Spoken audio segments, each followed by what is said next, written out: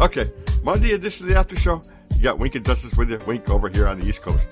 And Justice on the West Coast. It is Metaphor Mondays on the After Shows. It is every Monday. And this is the day when we call things what they are. No similes allowed. Not today. Hey, Wink. It was a weekend. Yes. An adventurous weekend. Yes, How are you doing? Not bad.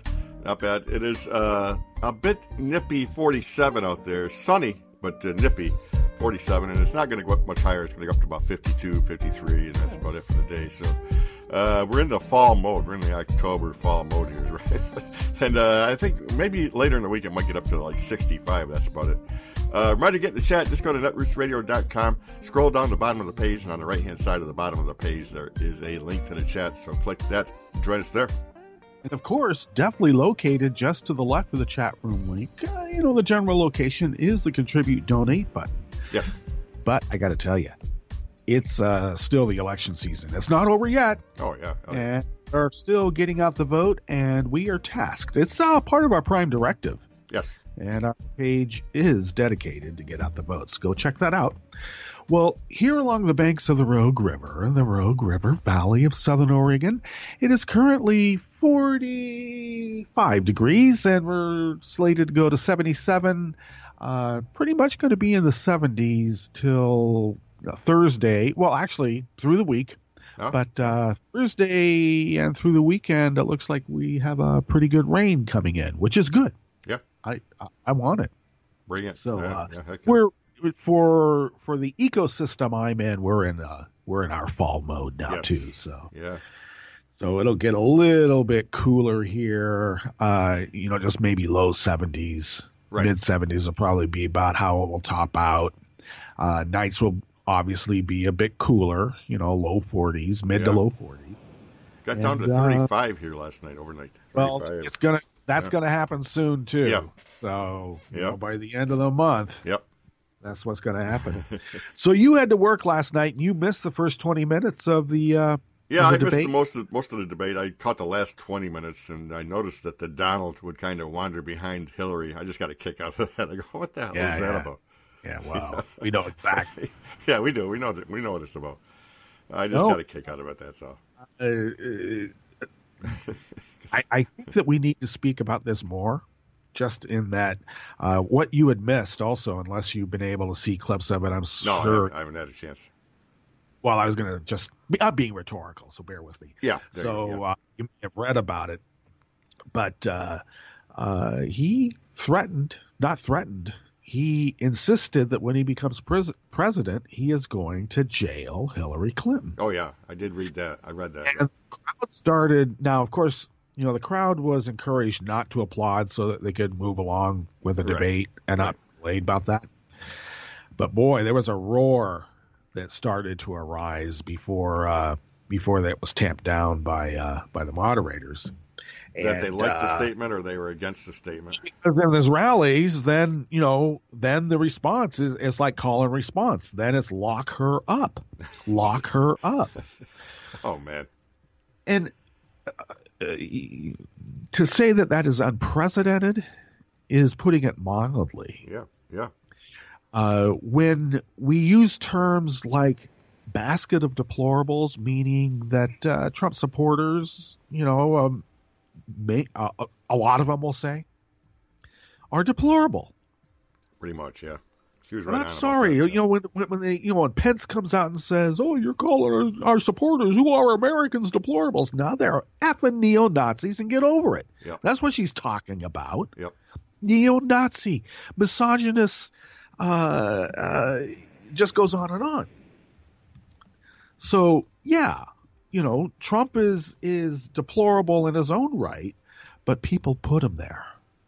Right. And I suppose there are those in the Republican leadership who feel that they're being called deplorable because Trump is exactly what they've been working for the last 40 years.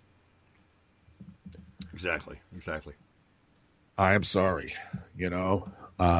Liberals been right since before your grandparents were born. Indeed. These are the issues we're going to be attending to today. An Islamic woman who would not shake her male boss's hand sues for $1 million after he fires her. Yeah. Yeah. Well, what an idiot. Deforestation and drug trafficking are driving out Guatemala's indigenous communities. Since it's Columbus Day, I figured we would get into a little bit of indigenous people use. Yeah, exactly. We're in a hemisphere that, seems to have been raided and looted. For real, yeah. And Nestle, and this is fairly important, so Nestle announces a nationwide recall of its packaged drumstick ice cream because of listeria. Ooh. Kind of hard to see the little red streaks when you got the chocolate nut coating on it, I guess. Hey, for the last half, we're going to report how campus workers unmasked a scheme to privatize all of Tennessee's state property and services. It was a stealth campaign by the GOP in Tennessee.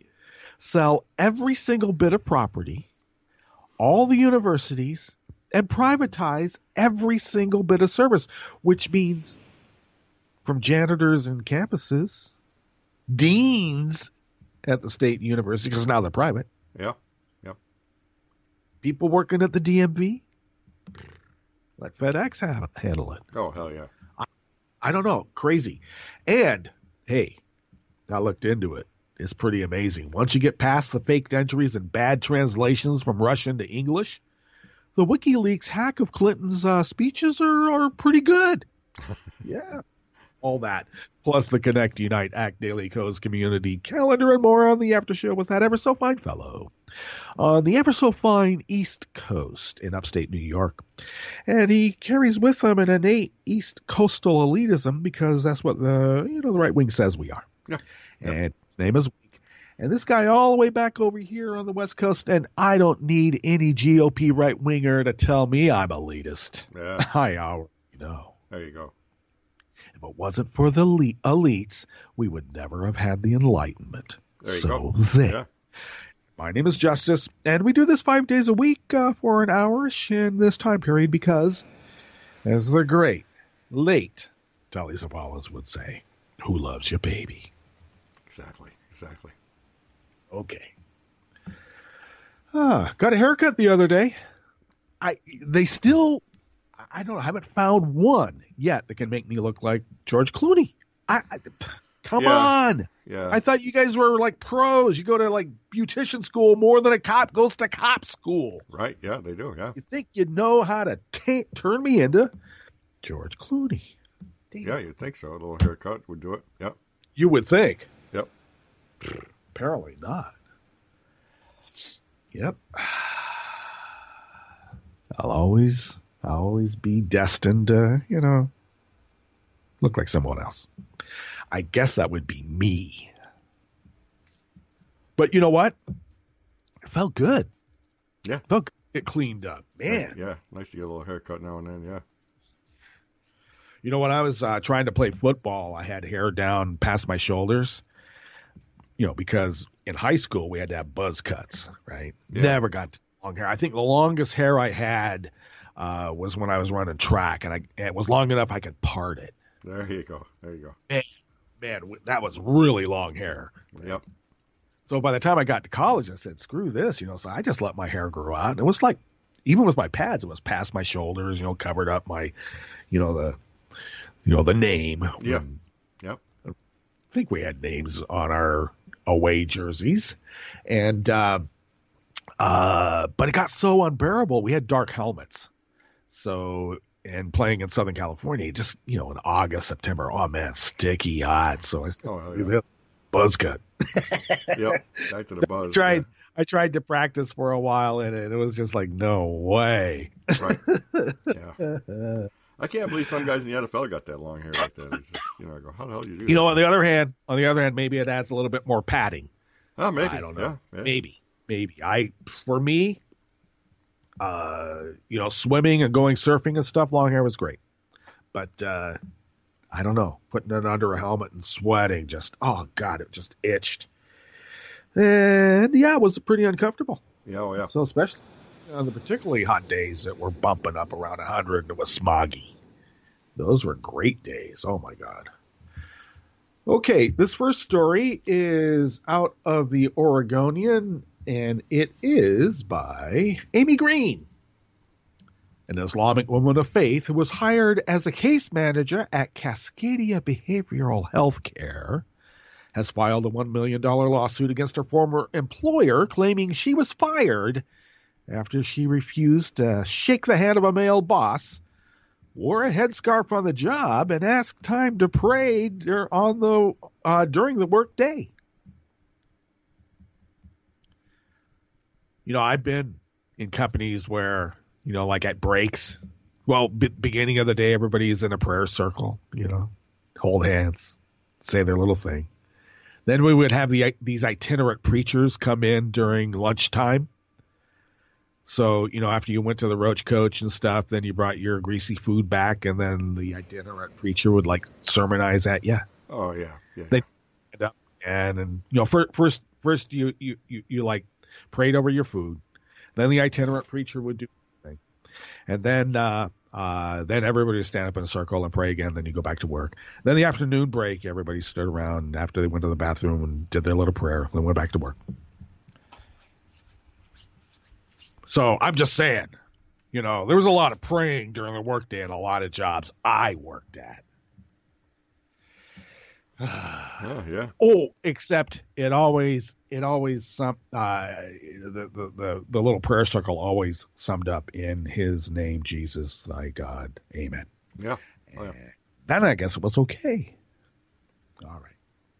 Well, Sharman Rahman's lawsuit states that after starting her job on December 1st of 2014, she met a senior director, Royce Boland. When Boland tried to shake Rahman's hand, Rahman declined by explaining that her faith prohibited her from shaking the hands of men, according to the lawsuit filed on Friday in Multnomah County Circuit Court.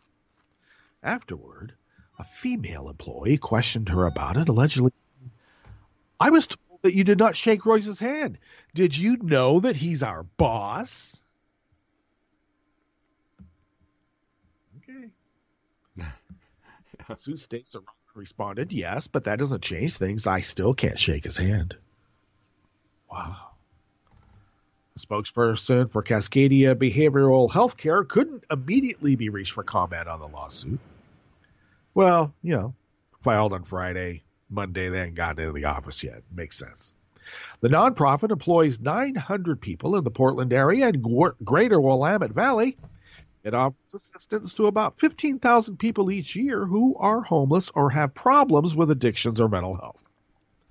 According to the suit, Rahman was born in Bangladesh and her ethnic background is South Asian. She speaks with an accent, but it's British English that she began learning in kindergarten. The suit states that she also has a master's degree in social work. She was fired on April 14th, 2015, and the reason listed was inability or not qualified.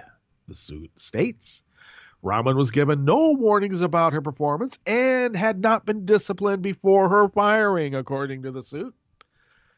Among allegedly discriminatory episodes in her 4.5 months on the job, according to her lawsuit, Rahman prayed up to 3 times during the workday in her locked office with a sign hanging on the door that read, "Do not disturb." The suit states that although Rahman explained her need to pray, an employee who Rahman supervised interrupted her at least 4 times by knocking on her office door and then unlocking the door and entering the office.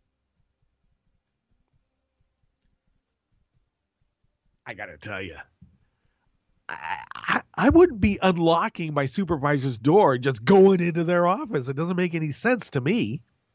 And if I was someone's supervisor and they unlocked the door and came in when the door's locked, I think, I might have to have a discussion with that employee. Yeah.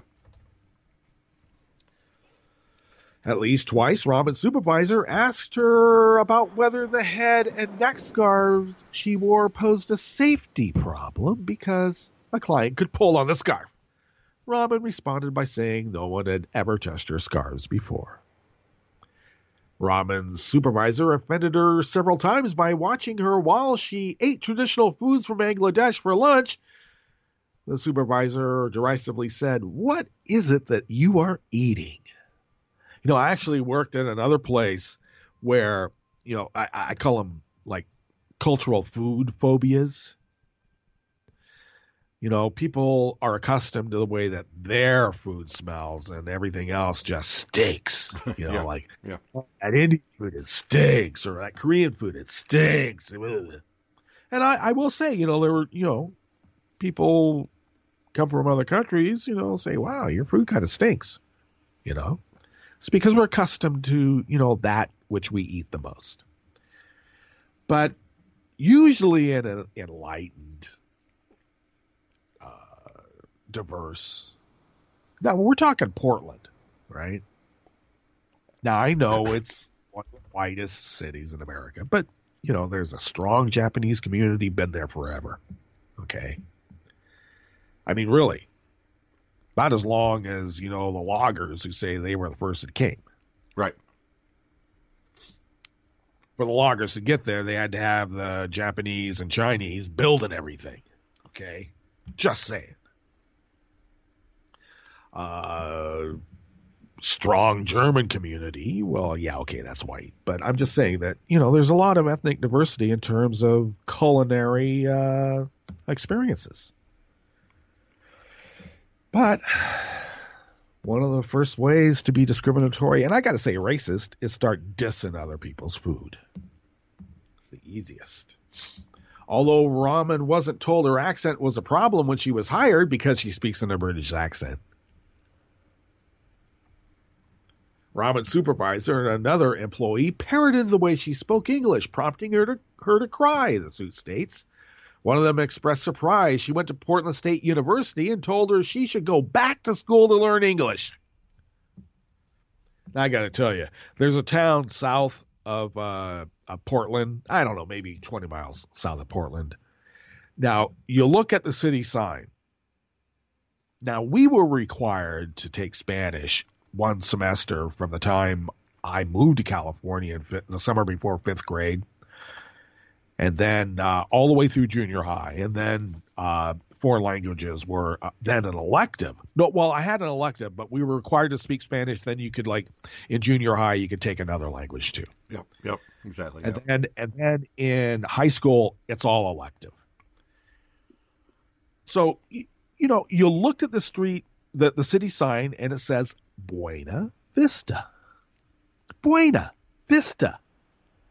But the locals call it Buna because they don't know how to speak Spanish, and that's how it looks like it should be pronounced. Buna Vista. And don't ever try to correct anybody by saying it's Buena. Yeah. Meaning good. They go, no, it's Buna, meaning Buna. They have no idea what Buena Buna means.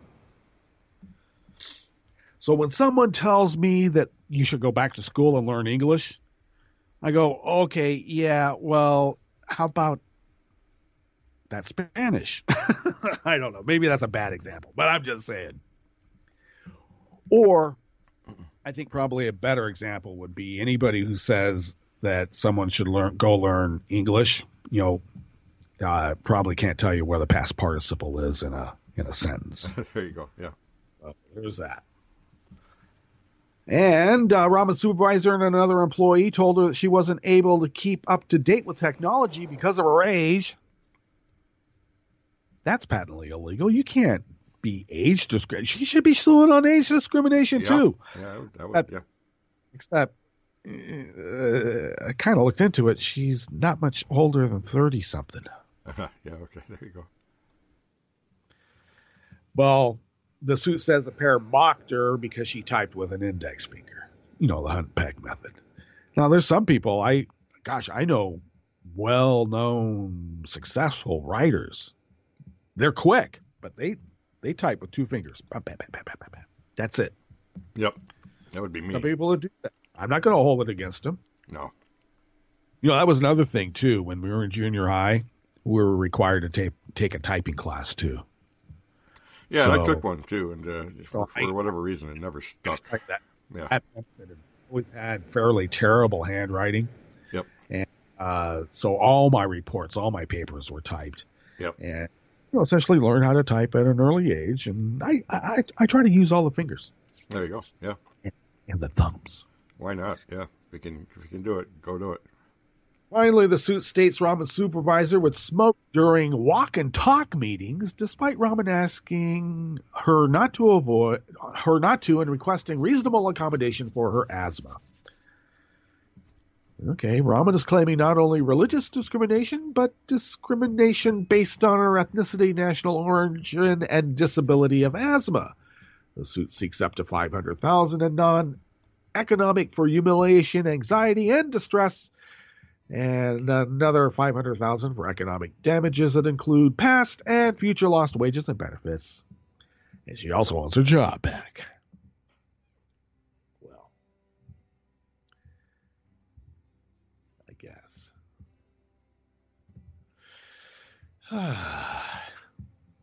Employers, supervisors, managers, don't do this.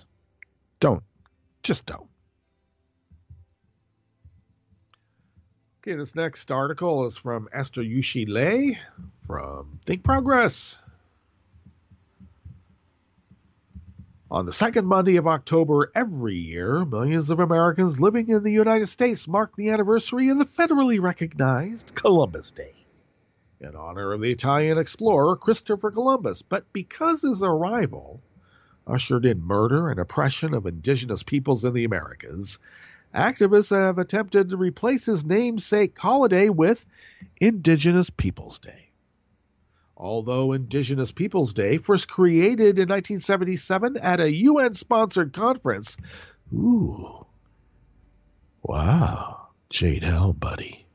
They're going to take first they take away the genocidal maniac who discovered America. Weren't there people living on the continent? Well, I wouldn't call them people. I always hate that. Columbus discovered America, and there was I think 40 million people living on the continent at the time.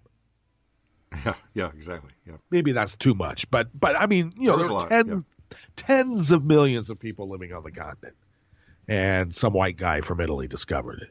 I like that. Okay. And it aims to reframe the heritage narrative in the United States. Many indigenous peoples around the world do not get any recognition. In Guatemala, some are on the verge of being pushed out of their homeland. Roughly 60% of the population, or 6 million people, are indigenous in Guatemala. I guess they don't get to vote. Yikes. But many live in communities within the vast forests and jungles that are at risk of being taken away, or in cities that are falling into organized crime.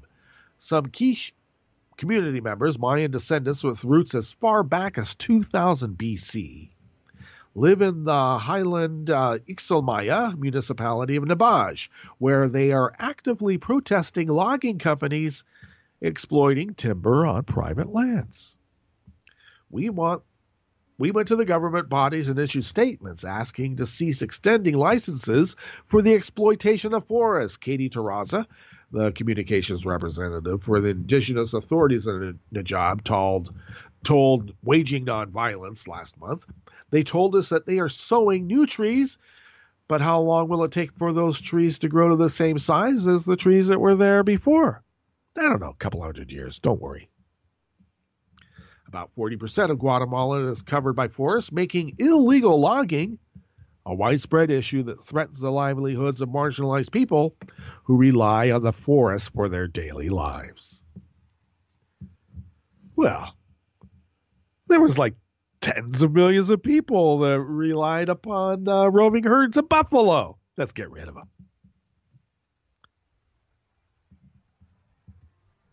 I mean, that's how you terraform, right? Get rid of the food that the indigenous population is eating and bring your own in. Yeah. All right.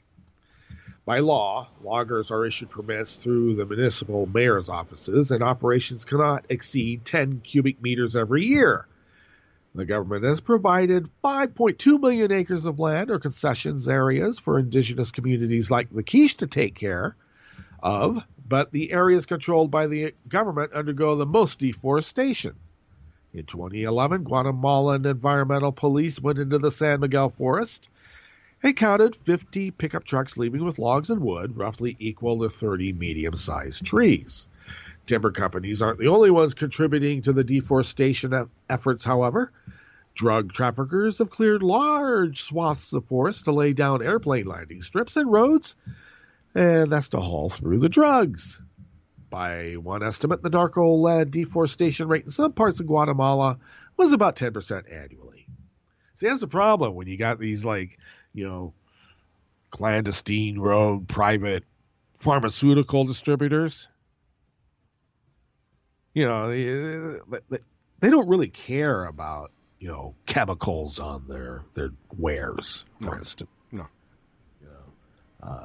They're not really ecologically minded when they do the things they do out in the wilderness. It's funny how that works, huh?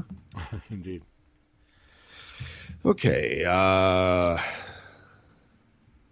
By one estimate, the narco-led deforestation rate in some parts of Guatemala was about 10% annually. In neighboring Honduras, the amount of new deforestation between 2007 and 2011 was correlated with a spike of cocaine movements during that.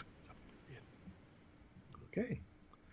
In response to the crackdown in Mexico, drug traffickers began moving south into Central America around 2007 to find new routes through remote areas to move their drugs from South America and get them to the United States.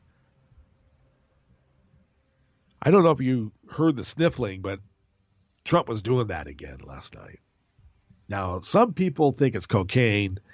Other people think it's crushed up Adderall that he's snorting. But I don't know. You look at that smiley, glassy-eyed, kind of wet-eyed, glassy-eyed look of him back in the 90s. Yeah, he was on cocaine. Classic. While bribes keep government officials looking the other way when it comes to deforestation activities, local activists and indigenous people pay the consequence when they speak up. Both well-known Honduran activists Berta Caceres and Nelson Garcia were killed by being outspoken environmentalists.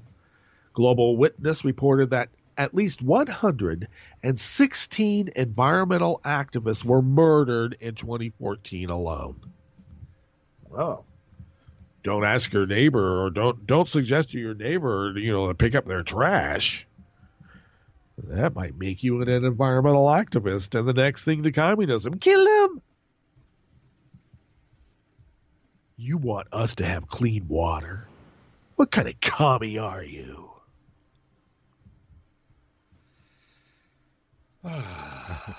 Indeed.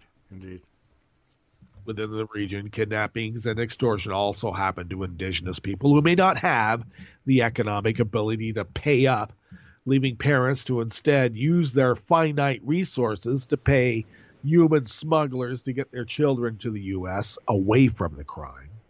That part helps explain why large numbers of unaccompanied children began arriving in the United States starting in late 2013. Look, it's the Pottery Barn rule. You break it, you own it. Right. Whenever minors apprehended at the southern U.S. border who are under the age of 12 doubled between 2013 and 2014. What's more, the International Organization for Migration reported that about 300 Guatemalans left the country every day in 2013. And the latest U.S. Customs and Border Protection stats revealed that 17,113 unaccompanied Guatemalan minors arrived in the U.S. in the 2016 fiscal year that ended on August 31st, the highest since 2014. So I call them, if there's a war on drugs, and we keep hearing about that, right? War on drugs. Well, wouldn't it stand to reason you're going to have a refugee problem too? Oh, I forgot. Refugees. They're more frightening than creepy clouds. Woo-hoo. In fact, they probably are the creepy clouds. Okay, ice cream recalled for possible listeria. And I got this out of the San Francisco Chronicle. This is by Nestle USA Inc. is initiating a voluntary recall of its Nestle Drumstick Club 16-count variety pack and 24-count vanilla pack with cones marked for easy individual sale. And they're recalling that due to a possible health risk. The 2-pack sizes contain 4.6 fluid-ounce cones and were manufactured in Bakersfield, California, and distributed nationally. No other production code, sizes, or varieties of Nestle Drumstick products are affected by this recall. Trust me, everybody will think they are anyway. Pardon me. The company received positive test results for listeria from equipment contact surfaces from a location on the production line where these products are made. There have been no positive test results for listeria present in the drumstick cones themselves. The products impacted by the voluntary recall were put into distribution inadvertently. No illnesses have been reported to date, and the company is initiating this recall as a precautionary action to avoid any potential for consumer illnesses and massive lawsuits. Because listeria can cause serious and sometimes fatal infections in young children, frail or elderly people, and others with weakened immune systems. The Nestle recall is limited to the Drumstick Club 16-count variety pack and the 24-count vanilla pack made at the company's Bakersfield, California ice cream production facility. The product identification codes can be found on the back of the packages and on the individually marked vanilla cones from the 24-count pack.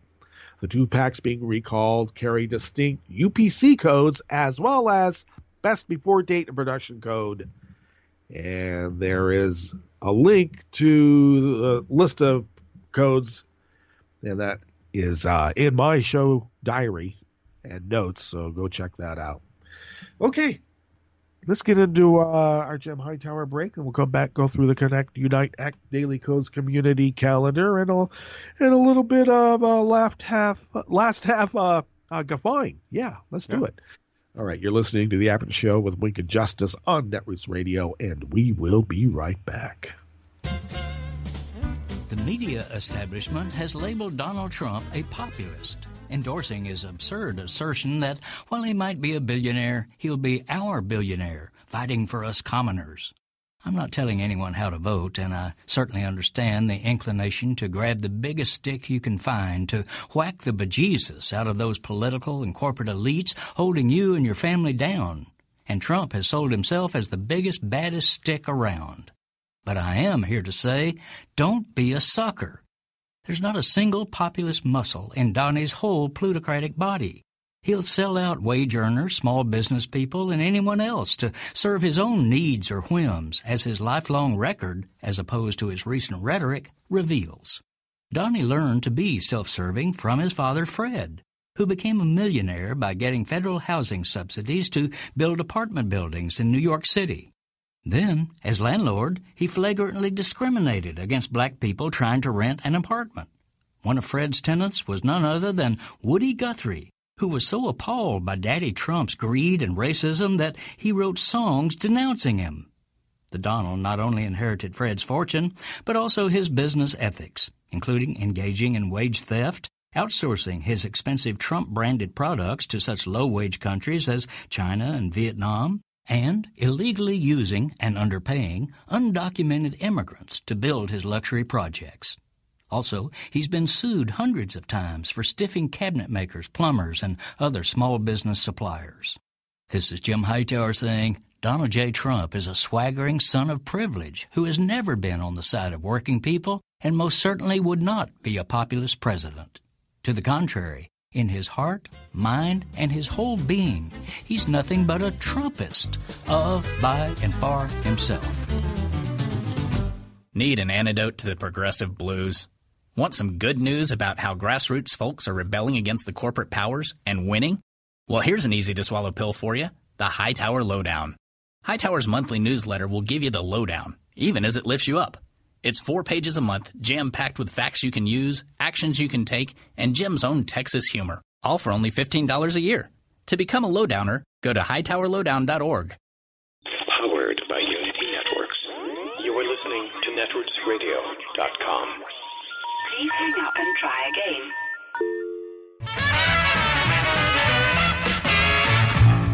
From a point at sea to the circles of your mind, a new force is at work for planetary transformation. New radio for a new Earth.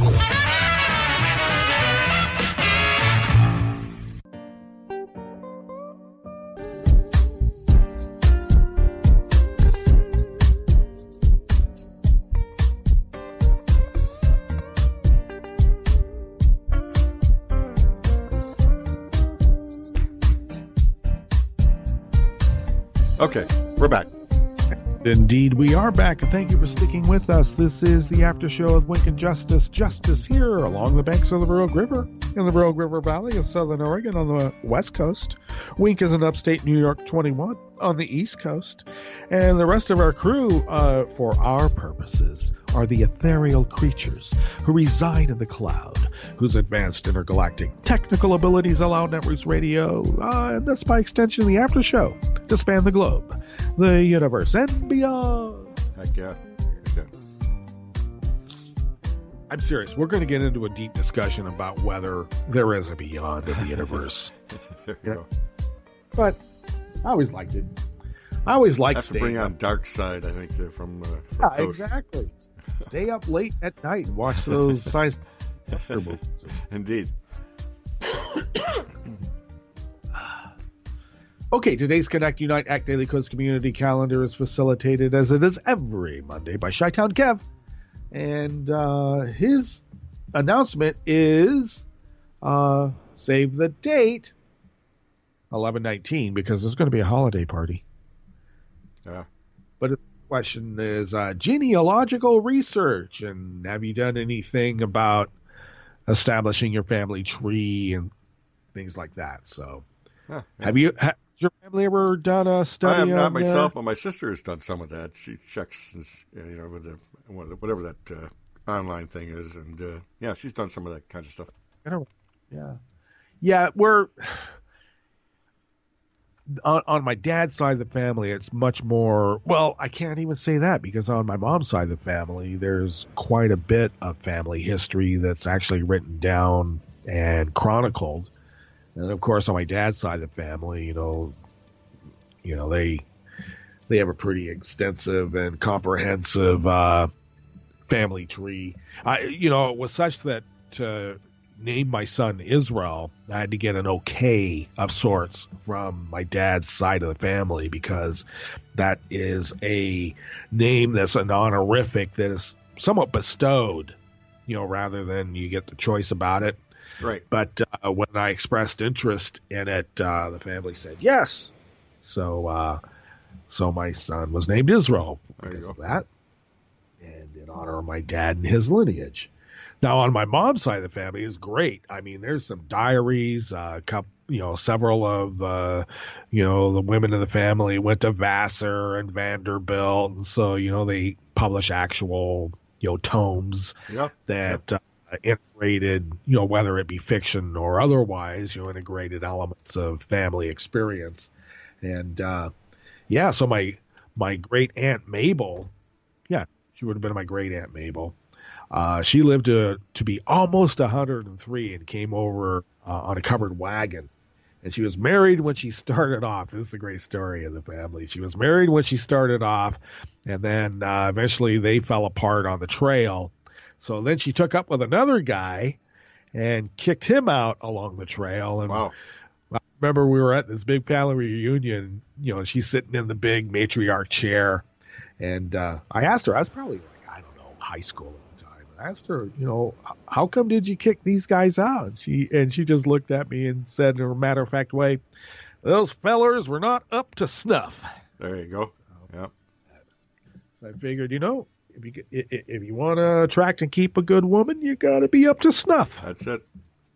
All right. Okay, Daily Co's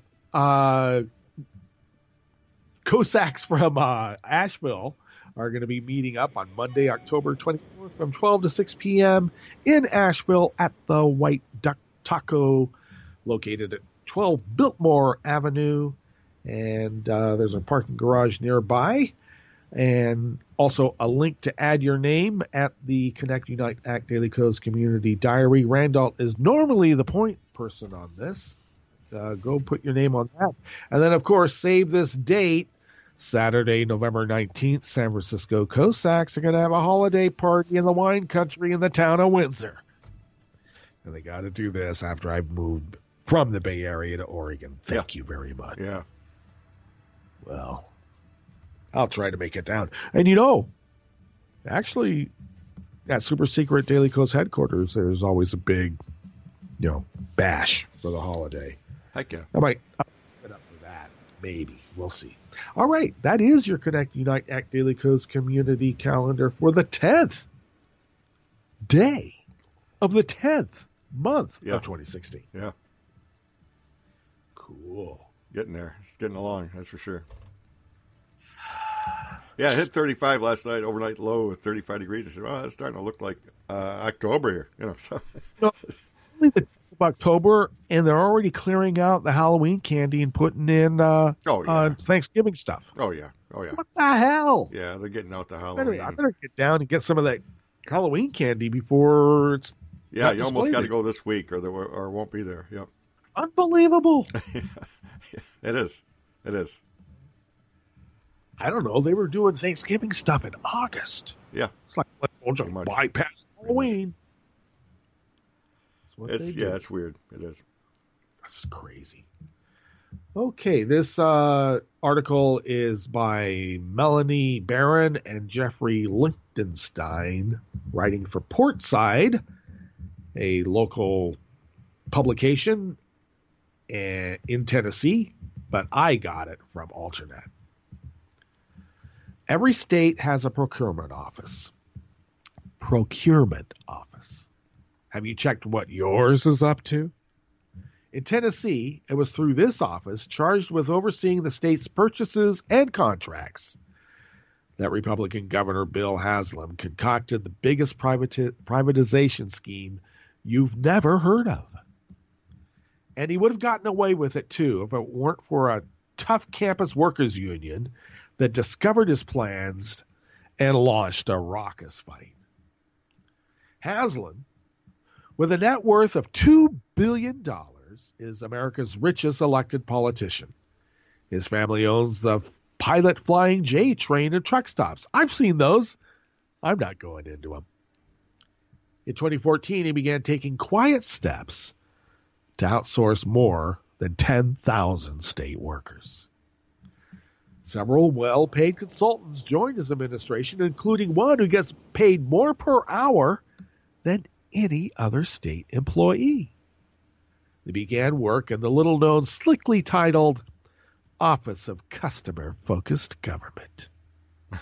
Yeah. Unbelievable. Yeah. Yeah, we're still working on getting justice back. We lost Skype. There we go. Okay. I guess we're trying to call each other at the same time, or yeah, it could be. Call dropped. Yep. Okay, that's fine. So back to the article. The plan they cooked up was unprecedented. That was the Office of Customer-Focused Government. Management and maintenance of literally every piece of state property would be privatized. Campuses, parks, even armories, costing the jobs of 1 in 5 state workers. Billions of revenue would be funneled to a single private company. Wow. Now, who's supposed to be the corrupt ones? It's rumored that one of the top contenders is Jones Lang LaSalle, already a state contractor and a company where Haslam has a record of personal investment. Equally shocking, instead of battling it out in the legislature, Haslam's plan would rely on executive authority. Now, what do they always get so upset about Obama doing? Oh, I forgot. He's black. Well, this executive authority is an approach called vested outsourcing. Meant that the most favored companies would help write the request for proposals. And equal branch matter is easier to keep quiet. Last summer, less than 1 year from the date when a private contractor would start work, the plan was still under wraps. That's when a leader of Tennessee's public higher education union, United Campus Workers, and that's the Communication Workers Local 3865, received a tip. Over the past 17 years, UCW has built a non-majority wall-to-wall union. Anyone working for a public university can join, and over 1,600 have. Members include custodians, college deans, and everything in between. Since public employees in Tennessee are denied the right to bargain, UCW works to make changes without a contract by campaigning on specific issues one by one. This is what our unions are reduced to. In fact, it's what they had to do when we first started off with unions in this country. We organize and fight as if we are behind enemy lines, Miser said, because we are. Despite the tough environment, the union has won repeated raises to the wage floor, up to $9.50 in Knoxville and $10.10 an hour at the University of Memphis, and health and safety improvements such as university-paid hepatitis vaccinations for custodial workers. More recently, it built a state coalition called Put the People First that slowed right-wing attacks against workers' comp, campus safety, and diversity funding for college students. These relationships became important precursors to our anti-privatization campaign.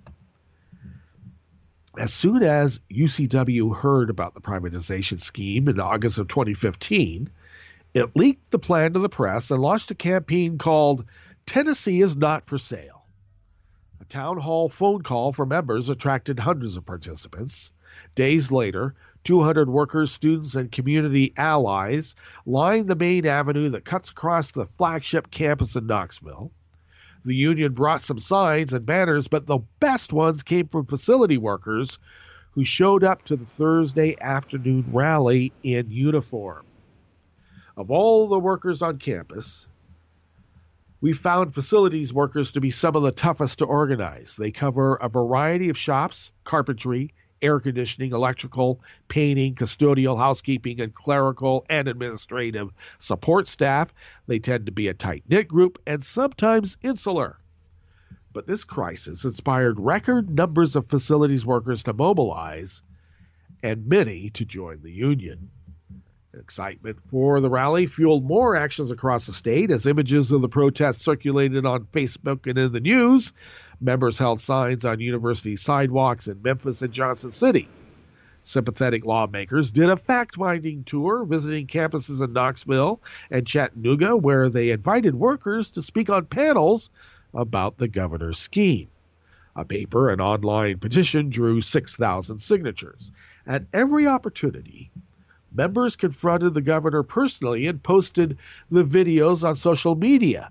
We tracked him down at events where he might have expected a friendly crowd, including a Chamber of Commerce meeting, the opening of a new business institute at the University of Tennessee, and even his high school alma mater's homecoming football game. Well, each time our members gleefully rained on his parade, ruined his photo ops, and forced him to flee in his armored car. Our coalition work for Put the People First paid off. Community groups in several areas hosted their own town hall meetings and passed resolutions against the plan. We built the broadest possible front, even allying with several key Republican legislators, atypical friends in Tennessee's hostile to labor political environment. These months of action generated a steady drumbeat of embarrassing media coverage for the governor. It all crescendoed to March 8th, when 100 union members converged on the Capitol steps with students and allies from environmental, health care, and workers' rights groups. We rallied, we lobbied, and then we occupied a hallway just outside the Senate committee room where outsourcing operatives were scheduled to talk. Union members unfurled 3 giant rolls of paper, dozens of feet long, with thousands of petition signatures. Chanting workers and students took up the rest of the space. Later, members packed the same committee room and were gratified to hear several legislators, including Republicans, speak out against the outsourcing. UCW had split the state's ruling coalition on this issue. We forced Republican members of the legislature to side with their constituents, said Dalton Brown, a leader in the carpentry shop at the University of Tennessee Health Science Center in Memphis. Whatever plan the governor may have had to get the legislator to give him some cover from the clear popular and media opposition, well, that was gone. Now that it's too late to ramp through outsourcing in secret, Haslam is trying to persuade the public that outsourcing isn't so bad. The administration's message in the press is that the private contractor will rehire qualified and productive employees for the state, and supposedly their new benefits package will look the same or even slightly better. The governor is insinuating that the savings will come from cutting those who are unqualified and unproductive, a familiar line of attack against public employees. But so far, workers and the public are not buying it, in part because Haslam's credibility has been so damaged by the campaign. Our message, Tennessee is not for sale, is clear and direct, and people get it. The governor's other tactic is to drag out the process, hoping the public will lapse into fatigue and forgetfulness.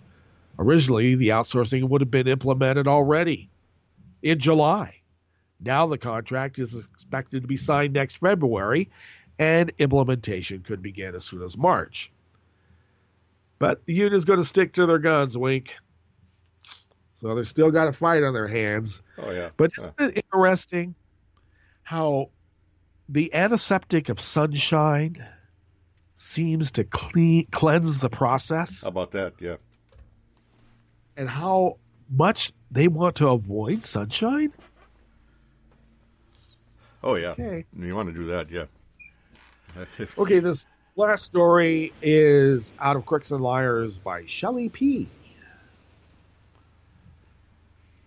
And she begins by saying, I hesitated to discuss the WikiLeaks publication of emails from John Podesta's account. I don't believe in rewarding a foreign government's attempt to subvert our political process. We also don't know exactly which excerpt is genuine and which has been modified by the WikiLeaks people. And I've just got to jump in. They were translated from German and Russian. Why would Hillary Clinton's speeches need to be translated? I mean, that's one of the first questions one has to ask. And then it turns out there's whole excerpts that have been dropped in. Huh? They're fake. What is up? Well, we know what's up. And I got to tell you, Trump was given a whole full-throated defense of Putin to the point that he contradicted what his running mate said we would do. I don't know. I'll leave that up to others to conjecture. However, the excerpts that do seem genuine actually compliment Clinton rather than condemn her. Isn't that something? Now, there was a part last night where, you know, they were talking about a speech and she was explaining, well, the full context of the speech is that I was citing the movie, Spielberg's movie on Lincoln, and how difficult it was to get these divergent coalitions. I mean, when we hear the term, what's the term, when your team is in conflict with each other, right? They're kind of in competition with each other of sorts. Well, Lincoln was very adept at being able to balance those divergent viewpoints and interests. And she was commenting on that's the kind of leadership that we need in America, right? But what WikiLeaks did is they pared it down and basically said that, what you say in private isn't what you say in public, and don't let people know what you're really thinking. What? That's not at all what she said. Right.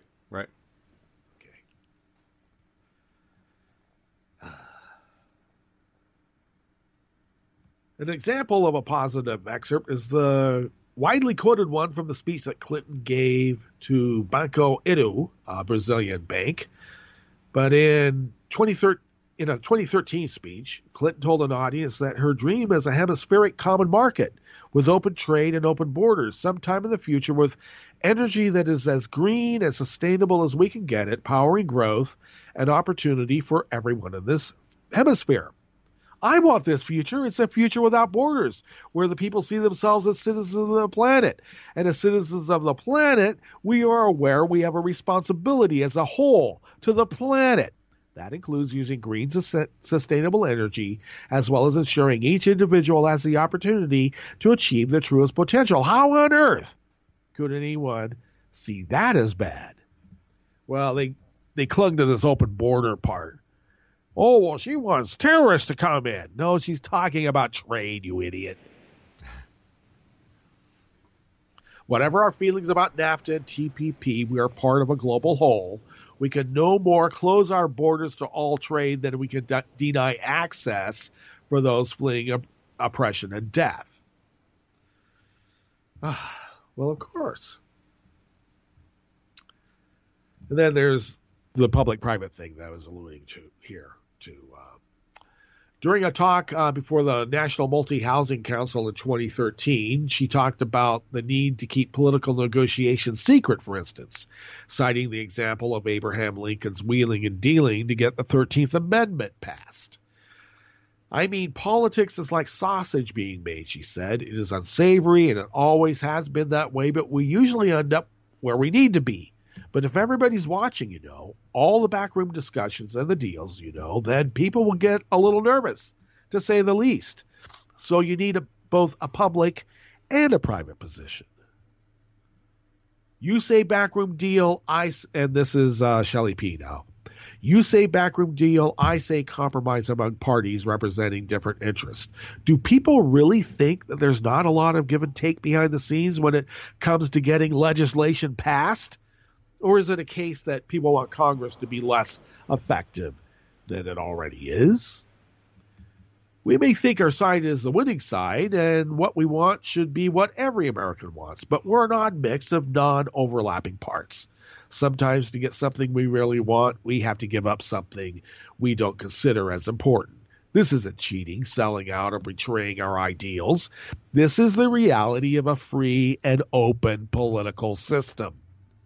There's nothing in the excerpts that doesn't make sense or isn't an example of a political campaign covering all the bases.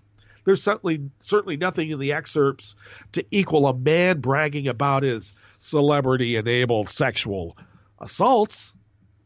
If you read Political or Slate or even CNN, though, you think that Clinton has made babies into a stew and their kittens into a dessert. But this isn't Clinton's problem.